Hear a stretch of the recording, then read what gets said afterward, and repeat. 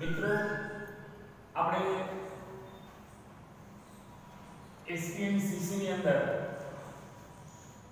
આપણો જે પહેલો ચેપ્ટર છે બેંક પત્ર વ્યવહાર, એમાં આપણે છે બેંક પત્ર વ્યવહાર ની અંદર બેંક સાથેના જે પત્ર વ્યવહાર છે એમાં આપણે બેંકને લખવામાં આવતા વિનંતી પત્રો ની અંદર આપણે વાત કરી હતી અને બેંકને લખવામાં આવતા ફરિયાદ પત્રોની આપણે વાત કરી. પરંતુ આજે આપણે અહીંયા પત્રની શરૂઆત કરવાની છે. તો પત્રની અંદર આપણે ધોરણ 11 ની અંદર શીખી ચૂક્યા છીએ કે સૌથી ઉપર શીર્ષક આવે છે, ત્યારબાદ જમણી બાજુએ તારીખ લખીએ છીએ આપણે, જે તે દિવસની તારીખ લખીએ છીએ અને ત્યારબાદ આંતરિક સરનામું ડાબી બાજુ, ત્યારબાદ આપણે વિષયનો ઉલ્લેખ કરીએ છીએ, ત્યારબાદ સંબોધન, પત્રનો મુખ્ય ભાગ એટલે કે પત્રની શરૂઆત આપણે જે કરીએ છીએ પેરેગ્રાફ છોડીને, અને ત્યારબાદ સમાપન અને સહી, અને પત્રની અંદર જો કંઈ વિરામ હોય તો આપણે એ વિરામ છે આપણે એની અંદર દર્શાવીએ છીએ. તો આપણે જે પત્રો ભણ્યા એ અત્યાર સુધીના વ્યાપાર અંગેના પત્રો હતા, પરંતુ હવે આપણે અલગ અલગ પ્રકારના પત્રો છે આપણે ભણવાના છે, ખાસ કરીને બેંકને લગતા પત્રો વ્યવહાર છે. તો એની અંદર જ્યારે આપણે જે કોઈ શીર્ષકની અંદર આપણે જ્યારે વ્યાપારી પત્રો હતા તો પેઢીનું નામ આવે, પરંતુ બેંક સાથે જ્યારે આપણે પત્ર વ્યવહાર કરતા હોય ત્યારે વ્યક્તિગત નામ હોય એટલે શીર્ષકને બદલે આપણે જમણી બાજુએ જ્યાં તારીખ છે એની ઉપર અહીંયા આપણે આપણું નામ છે, જે પત્ર લખનાર વ્યક્તિ છે, આપણે અહીંયા પેઢી આવતી એને બદલે પત્ર લખનાર જે વ્યક્તિ છે એનો આપણે ઉલ્લેખ અહીંયા કરવો પડે છે, અને ત્યારબાદ નીચે તારીખ અને ત્યારબાદ આંતરિક સરનામું અને અન્ય વિગતો આપણે જે હોય છે એવી રીતના. તો આ આપણું જે ફોર્મેટ છે એ જ પ્રમાણે હવે આપણે આજે જે પત્ર આપણે અભ્યાસ કરવાનો છે એ પહેલો આપણો પત્ર છે ડીમેટ ખાતું ખોલાવવાનું, કે ડીમેટ ખાતું કઈ રીતે ખોલાવાય.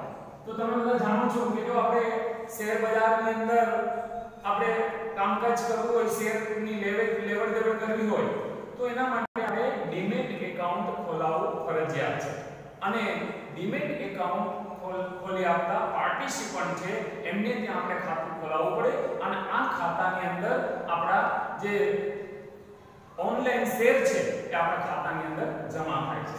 તો ડીમેટ ખાતું ખોલાવવા માટે જ્યારે આપણે પત્ર લખીએ, જ્યારે આપણે આવી રીતે ઘણી બધી બેંકો, પ્રાઇવેટ એજન્સીઓ એ પણ ડીમેટ ખાતું છે ખોલી આપે છે અને આવી સુવિધા એ આપતા હોય છે. તો અહીંયા આપણે એક બેંકની વાત કરીએ છીએ કે એક બેંક છે એ આવી રીતે ડીમેટ એકાઉન્ટ ખોલી આપે છે. હવે એમને પત્ર લખવામાં આવે છે બેંકને, તો એટલા માટે આપણે જે પહેલો પત્ર છે એ પત્ર લખનાર છે, આમ તો શીર્ષકની જગ્યાએ આપણે ખાલી રહેશે કારણ કે શીર્ષક નથી. શું કામ? તો કે અહીંયા વ્યક્તિગત નામ છે અને એના માટે નામ છે આપણે આ બાજુ જમણી બાજુ લખીએ છીએ. તો અહીંયા શરૂઆત છે મનોજ બી દવે, 17 પ્રભાત રો હાઉસ, ફૂલ બજાર, લુણાવાડા, 389-230. અને પત્ર ક્યારે લખે છે? તો કે 16મી ડિસેમ્બર 2017. મિત્રો એક ધ્યાન રાખવાનું ખાસ કે તમે જ્યારે પત્ર લખો પેપરની અંદર ત્યારે આ વસ્તુનું ખાસ ધ્યાન રાખવાનું કે તારીખ હંમેશા અહીંયા 16મી, 17મી, 3જી એ રીતના ઉલ્લેખ કરવાનો, અને જે મહિનો છે એ મહિનાને અહીંયા ખાલી ડી કરીને ડિસે કરીને બાંધીને દેવાનું, આખું ડિસેમ્બર લખવાનું, અને સાલ છે એ પણ આપણે પૂરી લખવાની. જો અહીંયા ભૂલ હશે તો આપણો માર્ક છે કપાઈ જાય છે, અને આ વસ્તુ ધ્યાનમાં રાખવાની. ત્યારબાદ ફોન નંબર અને મોબાઈલ નંબર. આપણે તમને ઘણી વાર કીધું છે કે ઘણી વખત આપણે ફોનના કોડ નંબર યાદ ન હોય તો આપણે મોબાઈલ નંબર પણ લખી શકીએ છીએ. તો આ જ રીતે આપણે મોબાઈલ નંબર, ફોન નંબર હોય તો એ કોડ નંબર લખવા પડે કે લુણાવાડા છે એના કોડ નંબર 02670 છે, અને ત્યારબાદ કોઈ પણ 6 આંકડાની અંદર તમારા જે નંબર છે કોઈ પણ એના એ નંબર છે આપણે લખવાના હોય છે. તો અહીંયા મોબાઈલ નંબર આપેલા છે, મોબાઈલ નંબર પણ તમારી રીતે તમે લખી શકો છો. અને ત્યારબાદ આપણે પત્રની અંદર આંતરિક સરનામું એટલે શું? તો તો તમને ખબર છે કે આંતરિક સરનામું આપણે પત્ર જેમને લખીએ છીએ એ પેઢી કે સંસ્થાનું સરનામું, પરંતુ અહીંયા આપણે પેઢી કે સંસ્થા નથી, કોણ છે તો કે બેંક છે, તો બેંકનું સરનામું આપણે લખવું પડે અને ત્યાં આગળ આપણે મેનેજર શ્રી વિજયા બેંક, અહીંયા વિજયા બેંકનો ઉલ્લેખ કરેલો છે, તો વિજયા બેંક ફૂલ બજાર ક્યાં આવેલી છે, ફૂલ બજારમાં લુણાવાડા 389 230. તો આ પ્રમાણે આપણે આંતરિક સરનામું લખ્યું. ત્યારબાદ આપણો જે પત્ર છે એ કયા સંદર્ભમાં છે, કયા વિષયમાં છે, કયા બાબતમાં છે એનો ઉલ્લેખ આપણે વિષય કે બાબતની અંદર કરીએ છીએ. તો વિષય આપણો શું છે તો કે ડીમેટ ખાતું ખોલાવવા અંગે. આપણો આજનો વિષય છે ડીમેટ ખાતું ખોલાવવા અંગે, કે ડીમેટ ખાતું કઈ રીતે ખોલાવવું. અને પછી જે આપણું જે રૂટીન મુજબનું આપણું જે સંબોધન છે, કોઈ પણ વ્યક્તિને આપણે પત્ર લખીએ તો આપણે એને સંબોધન કરીએ છીએ. આપણે જેમ એજન્સી પત્ર વ્યવહારની અંદર જે આપણે સંબોધન કરતા, તો એવી રીતે અહીંયા આપણે સંબોધન કરવું પડે છે. તેમાં આપણે શ્રી, શ્રીમાન, શ્રી તેવું સંબોધન કરતા ને 11મા ધોરણની અંદર. તો એ નિયમ આપણે બેંક સાથેનો પત્ર વ્યવહાર છે એટલે મેનેજર શ્રી એટલે આપણે સાહેબ શ્રી એવું સંબોધન કરીએ છીએ અને ત્યારબાદ આપણે પત્રની શરૂઆત કરીએ. તો આજનું જે આ પત્ર છે એની અંદર આપણે જોઈએ કે ડીમેટ ખાતું ખોલાવવા માટે પત્રની શરૂઆત ક્યાંથી કરે છે.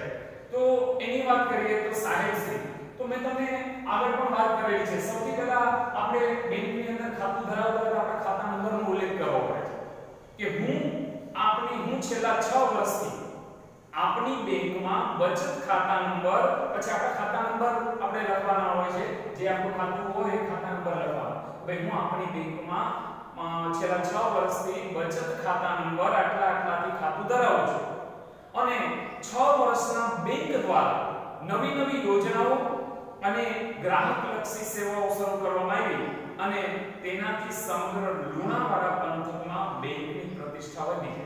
તો પહેલા પેરેગ્રાફ અહીંયા પૂર્ણ થાય છે. તો ત્યાં સુધીમાં આપણે શું જણાવ્યું તો કે હું આટલા સમયથી બેંકની અંદર આ નંબરથી ખાતું ધરાવું છું અને બેંક દ્વારા આપવામાં આવેલી જે વિવિધ પ્રકારની ગ્રાહકલક્ષી સેવા છે અને એ સેવાથી આ લુણાવાડા પંથકની પ્રતિષ્ઠા વધી છે. તો પહેલા આપણે આપણું ધ્યાનમાં રાખવાનું બીજું પેરેગ્રાફની અંદર કે તાજેતરમાં બેંક દ્વારા શરૂ કરવામાં આવેલી ઓનલાઈન બેન્કિંગ અને ડીમેટ ખાતું ખોલાવવા અંગેના અભિયાનને સારો પ્રતિસાદ મળ્યો છે. કે તાજેતરમાં એટલે કે હાલમાં બેંક દ્વારા આવી રીતે ડીમેટ ખાતું ખોલાવવા માટે જે અહીંયા ઓનલાઈન બેન્કિંગ અને ડીમેટ માટેની જે સુવિધા છે એ શરૂ કરી છે, એને સારો પ્રતિસાદ મળ્યો છે, લોકપ્રિયતા મળી છે. તો એના માટે હું પણ મારા શેર બજારના કારોબાર માટે ડીમેટ ખાતું ખોલાવવા માંગુ છું. એટલે પહેલા આપણે એમાં આ પેરેગ્રાફની અંદર હજી આગળ જોઈએ તો હું મારું ડીમેટ ખાતું આપણી બેંકમાં મારા બચત ખાતા નંબર, ફરી પાછા આપણે બચત ખાતાનો ઉલ્લેખ કરવાનો કે આટલાની સાથે જોડી અને કામકાજ કરવાની ઈચ્છા રાખું છું. તો આ બીજો પેરેગ્રાફ અહીંયા પૂર્ણ થયો. તો બીજા પેરેગ્રાફની અંદર તમે ખ્યાલ છે કે પહેલા પેરેગ્રાફમાં આપણે શેનો ઉલ્લેખ કર્યો તો કે આપણું છેલ્લા આટલા વર્ષથી 6 વર્ષથી આપની બેંકમાં બચત ખાતા નંબર આટલાથી ખાતું ધરાવું છું અને આવી રીતે આ પંથકની અંદર ગ્રાહકલક્ષી સેવા શરૂ કરી તો એનાથી બેંકની પ્રતિષ્ઠા વધી છે. બીજા પેરેગ્રાફમાં આપણે શું શેના માટે તો કે ડીમેટ ખાતું ખોલાવવા માંગીએ તો એનો ઉલ્લેખ કર્યો છે કે બેંક દ્વારા આવી રીતે ઓનલાઈન અને બેન્કિંગ ડીમેટ ખાતું ખોલાવવાનું જે અભિયાન છે એને સારો પ્રતિસાદ મળ્યો છે અને હું પણ મારા બેંક ખાતા નંબર આ ખાતા નંબર જે આપણે જાણેલું છે એની સાથે જોડી અને અહીંયા હું મારો શેર બજારનો કારોબાર છે એ શરૂ કરવા ઈચ્છા રાખું છું. પછીનો પેરેગ્રાફ છે કે ડીમેટ ખાતું ખોલાવવા માટે હવે આપણે કોઈ પણ ખાતું ખોલાવવું હોય તો એના માટે જરૂરી ડોક્યુમેન્ટ્સ આપણે સબમિટ કરવા પડે, આપણે જોડીને આપવા પડે બેંકની અંદર. તો ડીમેટ ખાતું ખોલાવવા માટે જરૂરી શરતો અને નિયમોનું પાલન કરવાની હું ખાતરી આપું છું. આ ત્રીજા પેરેગ્રાફની શરૂઆત કે ડીમેટ ખાતું ખોલાવવા માટે જરૂરી શરતો અને નિયમોનું પાલન કરવાની હું ખાતરી આપું છું અને ખાતાની શરત પ્રમાણે આપણા બેંક આ જે ડીમેટ ખાતું છે એની શરત પ્રમાણે હું મારા ખાતામાં ત્રિમાસિક ધોરણે રાખવી પડતી ₹5000 ની લઘુત્તમ બેલેન્સ છે એ જાળવી રાખીશ. જો આપણે શેર બજારની અંદર કામકાજ કરવું હોય તમને ખ્યાલ છે કે આપણે એમનેમ પણ ખાતું રાખીએ છીએ તો આપણે મિનિમમ 2000 રૂપિયાની બેલેન્સ જાળવી રાખવી પડે. તો એવી રીતે તમારે શેર બજારની અંદર કામકાજ કરવું હોય તો તમારે થોડી વધારાની બેલેન્સ એટલે બેંકે નક્કી કર્યું હોય એ પ્રમાણેની બેલેન્સ તમારે રાખવી પડે છે. અને એના માટે અહીંયા ₹5000 થી લઘુત્તમ બેલેન્સ છે એ હું જાળવી રાખીશ. ડીમેટ ખાતું એના પછીનો પેરેગ્રાફ. તો આ ત્રીજો પેરેગ્રાફ તમને ખ્યાલ આવી ગયો કે ભાઈ એના માટે જરૂરી ડોક્યુમેન્ટ્સ છે અને આ ઉપરાંત એની અંદર રાખવી પડતી ડિપોઝિટ વિશે વાત કરવાની છે. તો પહેલા પેરેગ્રાફની અંદર માત્ર તમે કેટલા સમયથી ખાતું ધરાવો છો અને કયું ખાતા નંબર આપવાનું છે. બીજા પેરેગ્રાફની અંદર બેંકે આવી રીતે ઓનલાઈન અને આવી રીતે ડીમેટ એકાઉન્ટ જે સુવિધા શરૂ કરી છે, સારો પ્રતિસાદ મળ્યો છે એના વિશે વાત કરવાની. ત્રીજા પેરેગ્રાફની અંદર એના માટે જરૂરી શરતો અને નિયમોનું પાલન કરીશ અને રાખવી પડતી બેલેન્સ વિશે વાત કરવાની. તો આ ત્રણ પેરેગ્રાફ આપણે સ્ટેપ બાય સ્ટેપ યાદ રાખવાનું છે. અને ત્યારબાદ ડીમેટ ખાતું ખોલાવવા માટે સંપૂર્ણ ભરેલું ફોર્મ અને મારા 2 ફોટોગ્રાફ્સ અને આ ઉપરાંત લાયસન્સ અને પાન કાર્ડની નકલ. ત્યારબાદ ડીમેટ ખાતું ચાલુ કરવા માટે ભરવી પડતી ₹500 ની રકમનો ચેક આ સાથે લીધેલો છે. પછી આપણે ખાતું ખોલાવવું છે એટલે આપણે અહીંયા બધા આની સાથે ડોક્યુમેન્ટ્સ છે એ આપણે સાથે જોડીએ છીએ. તો ડીમેટ ખાતું ખોલાવવા માટે સંપૂર્ણ ભરેલું ફોર્મ, ફોર્મની સાથે 2 ફોટોગ્રાફ્સ અને લાયસન્સ કે પાન કાર્ડ કે જે કંઈ આવા અધર્સ ડોક્યુમેન્ટ્સની આપણે જરૂર પડે તો એવા ડીમેટ ખાતું ચાલુ કરવા માટે અહીંયા ભરવી પડતી જે ફી છે ₹500 તો ₹500 ની ફી સાથે એનો ચેક પીડેલો છે. અને ડીમેટ ખાતું ખોલતાની સાથે જ તેનો પાસવર્ડ અને કસ્ટમર આઈડી, ખાસ કરીને આપણે ખાતું ખોલીએ તો એની અંદર કામકાજ કરવા માટે આપણે એક પ્રકારનો પાસવર્ડ આપવામાં આવે છે. તો આ પાસવર્ડ કે કસ્ટમર આઈડી છે એ આપવા વિનંતી કરવાની છે અને જેથી હું ડીમેટ ખાતાનો ઉપયોગ કરી શકું. તો આપણો અહીંયા ચોથો પેરેગ્રાફ પૂર્ણ થાય છે. તો ચોથા પેરેગ્રાફમાં આપણે કયા કયા ડોક્યુમેન્ટ્સ સબમિટ કરીએ છીએ એની માહિતી અને ત્યારબાદ ચેક વિશેની માહિતી અને ત્યારબાદ આપણે અહીંયા કસ્ટમર આઈડી કે પાસવર્ડ આપણે આપવા માટે આપણે વિનંતી કરવાની છે. તો અહીંયા આખો પત્ર આ રીતે 4 પેરેગ્રાફની અંદર વિભાજિત કરેલો છે અને આ સંદર્ભ અને છેલ્લે આપણે લખવાનું છે કે આ સંદર્ભે આપ સત્વરે એટલે કે ઝડપથી કાર્યવાહી કરશો એવી અપેક્ષા રાખીએ છીએ. બરાબર? તો છેલ્લે આપણે એટલું કહેવાનું કે ભાઈ આ અંગે આપ ઝડપથી, સત્વરે શબ્દ આપણે યાદ ના આવે તો આપણે શું લખશું કે ઝડપથી કાર્યવાહી કરવા આપ શ્રીને વિનંતી છે. તો અહીંયા આપણો પત્ર છે પૂર્ણ થાય. ત્યારબાદ તમને ખબર છે કે પત્રની અંદર આપણે સમાપન કરીએ છીએ કે આપનો વિશ્વાસ.